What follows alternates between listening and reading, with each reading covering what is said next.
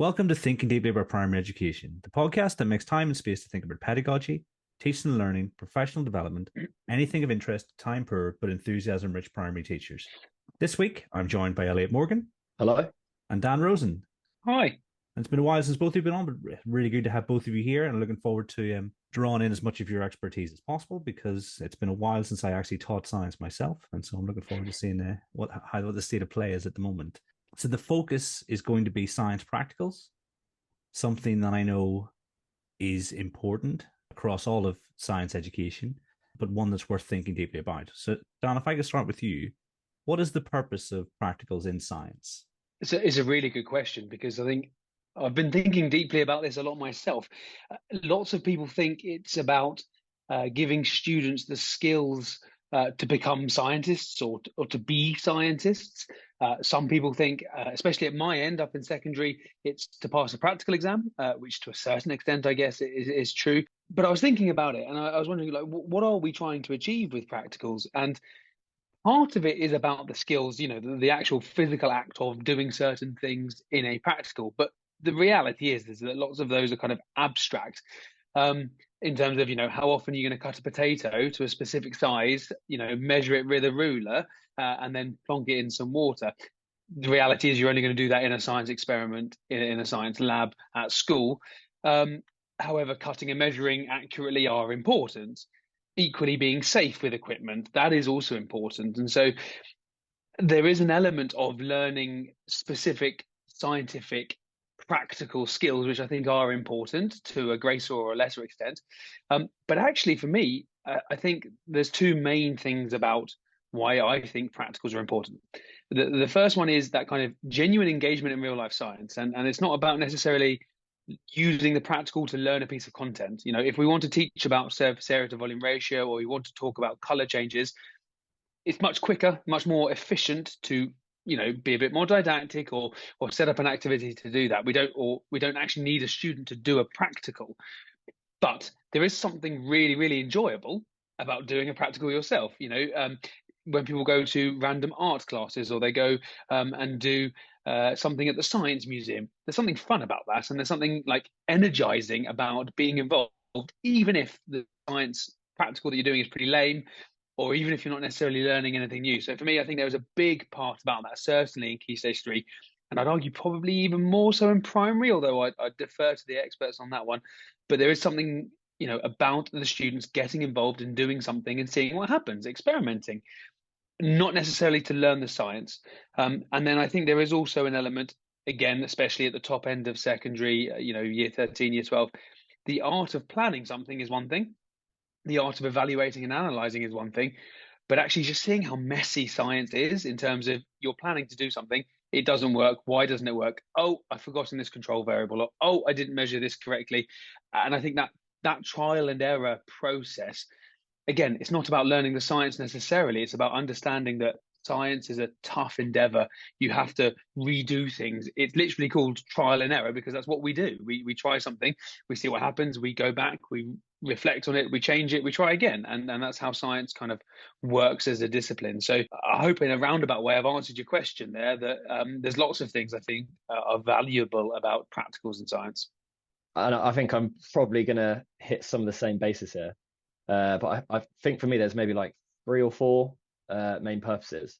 The first is like perhaps the sort of most obvious is it's the chance to reinforce the scientific knowledge or theory or concepts that they've been taught, if you have chosen to teach the content first before doing the practical.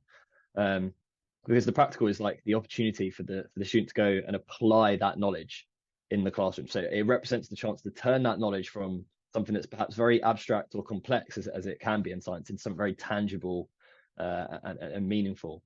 By conducting those practicals, it's getting the pupils to see that practical application of the science that they've been taught, which should not only help them to better understand that science, but should also improve their chance of remembering it as well, because they've got something to tie it to. Secondly, I would say that this is, I guess, a bit of a contentious thing in primary science, is like or primary generally, is like the idea of disciplinary knowledge. And in the primary level in the national curriculum in the UK, that is our working scientifically criteria. So practicals are a good opportunity to develop that disciplinary knowledge or that working scientifically criteria, because it gives pupils the chance to go and practice like systematic observations, to practice measurement, data collection, and data analysis and presentation, using results to draw conclusions and so on. And we're very fortunate with the science curriculum that disciplinary knowledge is laid out for us. We don't have to go and figure it out. It's there as the working scientifically criteria. So and these skills they're not only essential for like a greater or deeper understanding of science, but they're incredibly useful if you do want to go and pursue a career in science. And they're just generally useful life skills, aren't they? Understanding causal relationships and things like that. So practicals are like that vehicle for building that disciplinary knowledge. I think in primary, we're sort of just introducing them. It's very basic. That's fine, but it's important for them to understand how sort of scientific thinking happens, how scientific knowledge is formed, because it's just as important them understanding the scientific process as it is the actual knowledge that you're teaching them. And then lastly, I would say, and I say this as someone who's quite fond of like independent learning, who believes like, oh, all the pupils need to understand these things individually, blah, blah, blah. But I think practicals are quite good for like collaborative learning. They're great for like discussion, pupils asking each other questions, affirming what they think to be true, constructing this sort of shared understanding around what they've been taught. Like it's a great chance to use all the sort of subject specific vocabulary they've been taught. So yeah, those would be my reasons. I mean, you're nodding along there, Dan. Do you, as a secondary teacher, inheriting pupils from the primary phase, do you think if Elliot's covered sort of, this is the kind of experience we want our pupils to have had as they come through? Yeah, absolutely. I think the biggest challenge is when you are faced with students that come up from primary that haven't kind of had it explicitly articulated that science is a discipline, not necessarily just a subject with content. There is this scientific method that applies to any science that we study. And I think certainly that's one of the biggest misconceptions that students in year 7, 8, maybe even later have, if they haven't had that disciplinary grounding. And I think Elliot touches on that really, really well, that it's, we are teaching them that this is a method and a process, not just specifically about this flower or about this chemical, because I think we sometimes mix those two together. Really often we assume when we're talking about science, we're talking about one or both or either, but we haven't really kind of separated them. And I think actually if a student can come up from primary knowing, actually, do you know what? When we're going to science lessons, what we're really talking about is knowledge obtained via the scientific method. I think conceptually that really kind of is fairly transformative in how they view the topics that they're seeing. It's no longer, oh, this is just the case. It's okay, it's the case because this is how we've got that information. And I think, suddenly when we talk about, you talked about the conceptualization of something, when we talk about something as simple like gravity, everyone understands gravity exists. It's super easy to demonstrate. But when you're actually trying to, calculate the speed of gravity or the speed of something falling towards Earth, actually understanding how would we go about doing that? Because, for the large majority of human existence, we didn't really know. And it feels kind of normal for us to know that now, but it took a lot of hard work and effort. And actually having students appreciate what has had to happen in order for us to consider something a scientific fact, I think is conceptually really, really powerful. And I think one thing that really stood out was the idea that they're not necessarily learning anything new during a practical. I mean, that's certainly something that I needed to hear in my first couple of years of teaching. So I think the next question will be really important for me and anyone who's in a similar situation. What are the principles of effective science practicals? I mean, safety considerations aside, I think we have to assume that that's a given. For me, what makes an effective practical is being really, really articulate about the purpose. Are we trying to replicate something that we know? Are we trying to conceptualize a piece of knowledge? Are we trying to practice a process? Elliot talked about observation and measurement. Is that the purpose? Because if so, we need to really articulate what it is and why we're doing it, because that changes it. I talked about the osmosis cutting potatoes. If the purpose is actually we want to work on our cutting and our measuring skills and our attention to detail and our accuracy and our observations, then cool. Let's make the students cut up and really, really measure. And I think that's super important, is being really articulate about what it is the purpose of this practical is. In terms of what also makes a really effective practical, I think there needs to be a demonstration. And I think we can't underestimate the power of a teacher being at the front or in the middle or whatever, actually showing the students what is expected and not just saying, go off and cut it or go off and measure it or draw it. Well, what does that mean? Well, that's an awful instruction. Like, what are you expecting the students to do? It's a biological way to draw something. So let's show them and then get them to practice. And then the third thing I was thinking about is what do we do in that downtime? Because often there's practicals which require a lot of input setting up, and then we have to wait to gather data. Or the data collection is fairly mundane and really it's a one-person job. So what is happening in that downtime so that students are doing something productive? We wouldn't set a task or any group task or any independent task whereby students are doing nothing for 10 minutes, 15 minutes. So why is that okay in a practical? I don't think it is. And I think it's really important to plan what it is you're wanting them to do. But it's got to be flexible enough so that when group one finishes and group two are still, doing what they're doing, that it's flexible enough so that you can kind of coordinate it between the groups and that it's not, the practical itself doesn't rely on that downtime. And so it could just be a range of questions relating to the content. It could be some reflection questions. It could be anything really, as long as it's directed and accounted for, so that you don't have the case where you have 3 bored students waiting and then there's some dangerous equipment knocking about, or there's something interesting over in the other group, or children are children. They're going to want to do something if they're bored.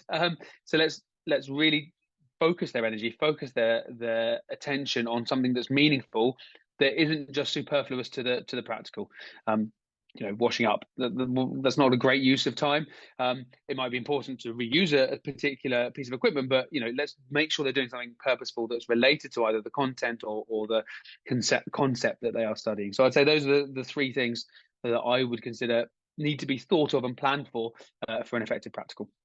Right, I'm going to come at this from the opposite angle because of a report that's going to just come out. So I'm going to look at what makes practicals ineffective, or some sort of ineffective practice around practicals, because Ofsted have very recently released a report that covered what they'd observed of practicals at quite some length, and the report was called Finding the Optimum. So if listeners want to Google it, you should be able to find it. But sort of as a quick prezi for you now, I'll mention what they noticed with regards to practicals. A slight caveat at the start: it was only based on the visits to about 50 schools, I think, but it was primary and secondary. So they found that pupils were not developing secure knowledge of science, as often the focus was on completing practical activities rather than ensuring the content was learned. They also found that leaders' plans to develop disciplinary knowledge was usually much less developed than their plans for people's substantive knowledge, and that in general, not enough consideration was given to identifying the knowledge or concepts that are needed to work scientifically. They also found that pupils were more likely to take part in practical activities in primary school than in secondary. Slightly small sample size there, so take it with a pinch of salt.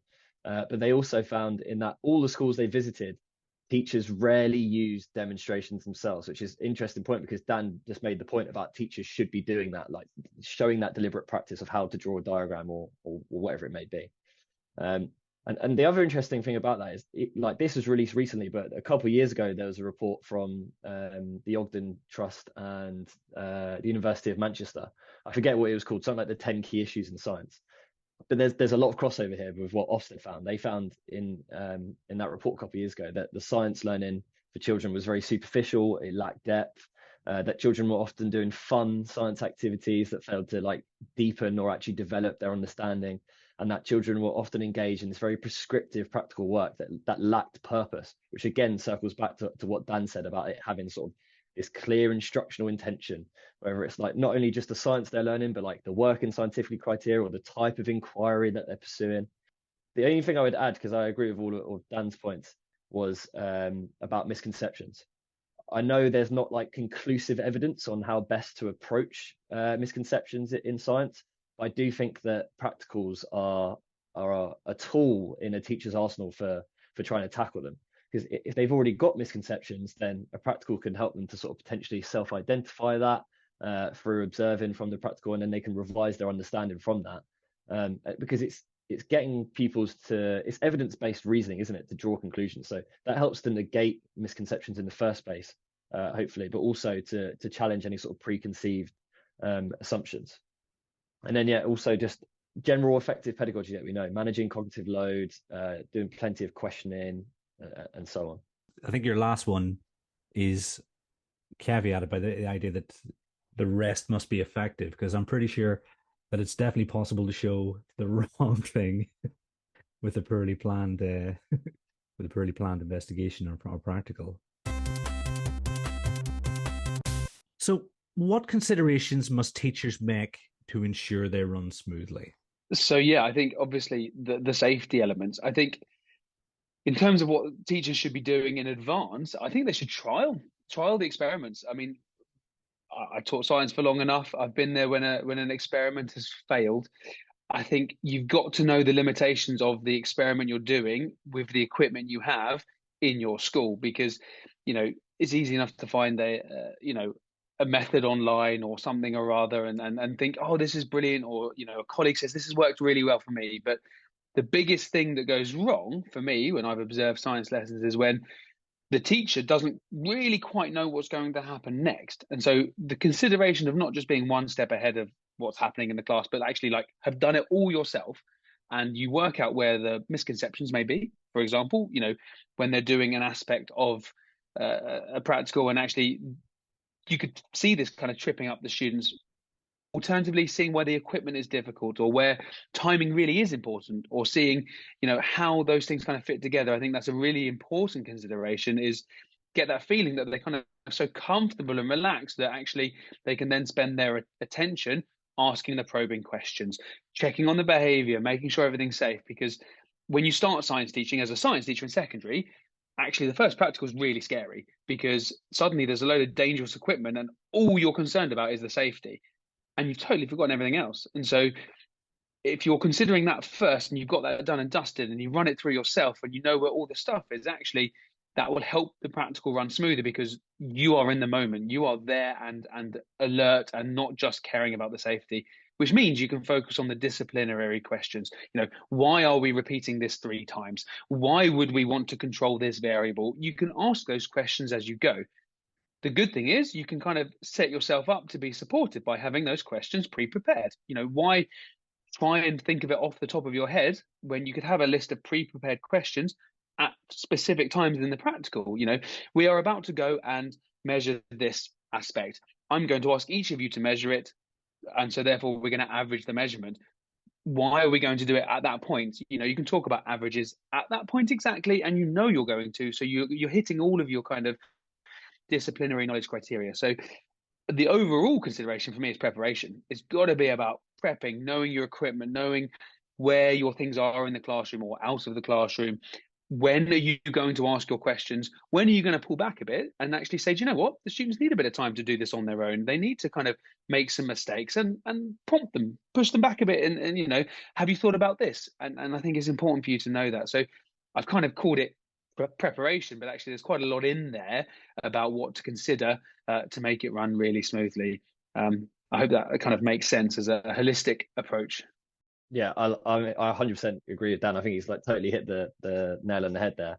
It's all in the prep, isn't it? It's all in the prep. Like the better prepared you are, the more responsive your teaching can be in the moment. Like as Dan said, with probing and checking behavior, and that's what you want. The learning in that lesson is going to be far more effective if you're able to go and question and respond at that moment, rather than having to think about a question. So yeah, I absolutely agree with prepping. And like also prepping the students. Like if you're going to do a comparative test, are they aware of what a comparative test is? If you're going to do a fair test, they understand what a fair test is. And then perhaps probably the one I see most often when I go and observe teachers is I would say is time management. I think we often teach the science behind it and then don't leave necessarily enough time for the practical itself. And it's like, the pupils get enough time to conduct the practical? Is there enough time to fully explore the science behind it? Because sometimes it's so like the content's so meaty that you need to split it over 2 lessons. Like I think in our curriculum we've got something on like surface area, and the whole first lesson surface area, and then the second lesson is about like, right, let's go and test air resistance and the link between surface area, because we thought it was so abstract or complex that we wanted to spread it into those 2 lessons. And then the final one, just from from being a very naive, like novice teacher, is I would say like you're grouping, because often as you are going to group pupils together, thinking very carefully about who's going with who, because it's sort of like the pedagogical equivalent of like a bee flying in the room, isn't it? And it can be chaos. Yeah, and Dan mentioned resources. Like, the thing I would add to that again from my own naivety is making sure like there's contingency in place if like a stopwatch stops working, there's run out of battery, or you haven't got enough of this liquid or that, because that stuff, like not being prepared, will come back and bite you. Yeah, I think especially the running out of something or something breaking, because what do? You're not going to leave the classroom, so you're then going to send a kid. But then, are you going to send a kid to go and get that? It causes carnage, and I think that kind of pre-preparation of having contingency upon contingency makes a huge difference. And one thing I wanted to pick up on that you just said there, Elliot, was knowing what they're talking about. I think the key terms are really crucial here. If you're using content terms which the students have known, that's great, and I think most teachers would think about that. But have we really talked about the disciplinary key terms? Control variable, independent variable, dependent variable. Why are we using those terms and not just saying temperature? Because temperature is what we're looking at, but why are we even bothering to say independent variable on the x-axis, dependent variable on the y-axis? Because if they don't know those terms, then if part of your practical needs those terms, well, then what are you going to do? Are you going to stop and teach it there and then? Well, no, because you've planned it really well to be timed. And it could end up just ballooning when you have to explain something. So kind of a pre-understanding of all the technical terminology, not just the content terminology, I think also makes a massive difference. And it's okay to say, do you know what? This is the term we should use, but we haven't learned it yet. So, okay, let's use a different during the practical, and then I'll address it later on when actually is a more appropriate time, rather than stopping the whole class halfway through when they're in bits and bobs and everything's flying. So, there's nothing wrong with adapting you do and realizing, okay, I haven't taught this term, but then you've also got to have a contingency, so to speak, to say, well, how will I explain this, knowing that they don't understand this term? And it probably happens more often than we think, that we get in there and we're like, oh, I really should have explained what this is, but it's too late now. And actually, you're better off kind of just taking that hit for the sake of the flow of the practical than to kind of stop it, explain it. That takes 5 minutes, and then you realize that you've got not enough time to finish your practical. So which bit do you cut now? So I think it's just having those contingencies in place for that as well. Yeah, I remember when we first spoke on the podcast, Dan, you were saying about how your big picture is about, do I have enough time for all the practicals that I want? And in primary, we obviously don't have enough time to do half the things that we'd like to do. So I think anyone listening will be thinking about, if I can be efficient with my time, that's going to make everything a whole lot better. I mean, as you guys are talking, I'm thinking about maths, and obviously in maths, it's preferable that the teachers will have done the mathematics before they try to teach the mathematics, and but the worst thing that can happen is the lesson isn't very good. You need to reteach it the next day. It's obvious the stakes are slightly higher sometimes. I'm thinking particularly when the Bunsen burner gets out. And I think, like as Dan said, you've got to prep them in using the equipment and stuff in the first place, like you said. That's just an added layer of panic for you as the teacher. It feels like a pretty heavy time investment to change an approach to practicals. How would you review the strengths and weaknesses of what you currently have in place? Oh, it's a big question. I think for me, you've got to zoom out and look at the long-term picture, because actually, if we get kind of stuck in the nitty-gritty of, does this topic need a practical, I think you'll very quickly realize that you can't. And I think that's a huge weakness, right? This time investment is a massive, massive weakness. The curricula are stuffed full of content, and I think it sometimes can become almost like just self-defeating. You look at it, you go, oh my God, this is going to take a lesson, 2 lessons. I've got so much content to get to. Look at the curriculum plan, never happening. But actually, I would say let's step back, because if we took that approach all the way, then students are never doing practicals, right? If students come up to secondary having never done a practical, we're stuck even worse, right? Because we're assuming they've got a level of skill and then they don't have it. I think in the same way, you look at retrieval practice, little and often makes a massive difference. We look at all kinds of stuff, even you're talking about football skills or any kind of close sporting skill. The more you practice little and often, the longer term dividends are there. And I think I would take the same approach to science, in the sense that if we can get their disciplinary knowledge up to scratch, I'm not talking necessarily about practical ability like cutting or measuring, although those things are important. I think we can get them elsewhere. I think if we can get that disciplinary knowledge of independent variables, dependent control variables, how are we making it in primary parlance a fair test, those sorts of things are worth their weight in gold later on. And I think if students can have a working vocabulary and a working understanding of those terms, I think by the time you get to upper key stage 3, beginning of key stage 4, actually the practical time constraints aren't that bad. I think the other big picture thing to think about is it worth it? It depends on how interesting and exciting the practicals are. Do they immerse the students in being a scientist? Not do they learn this content, but is this making them want to be a scientist when they're older? Because this is what scientists do. They repeat the same thing over again a few times. They tinker with variables. They kind of observe the real world and say, I'm interested to find out this.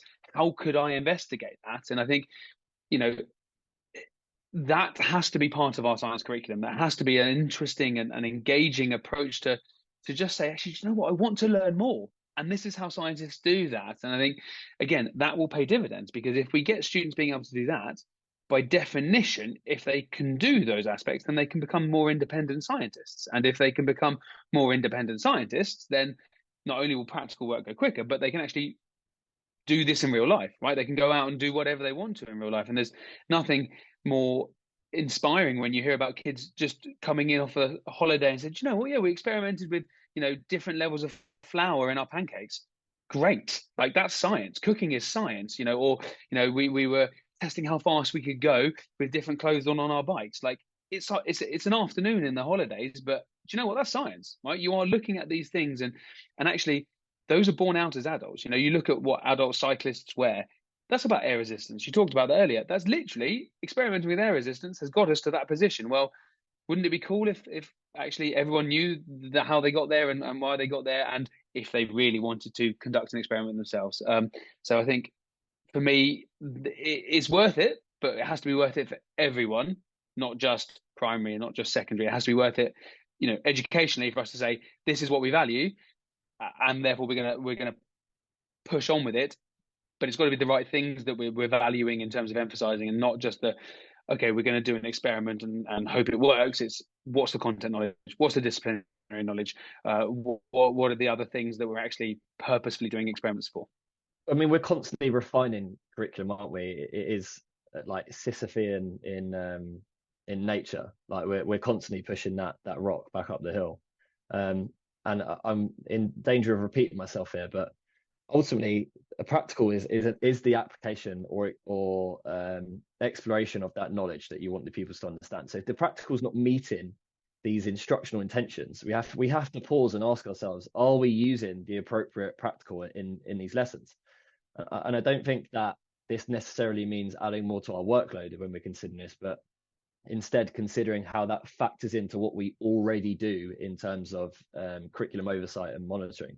So learning walks, book looks, pupil voice, speaking to colleagues, all that triangulation that we do, we should be thinking about the practicals when we're monitoring science in that way. And of course, being cautious of like the poor proxies of learning and other things.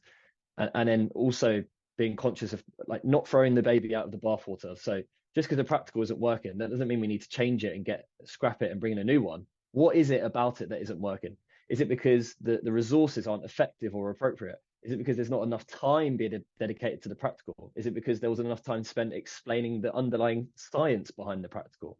So often tasks just need a little tweaking, whatever subject they may be, so that they can be implemented properly. So we don't necessarily need to scrap a task altogether.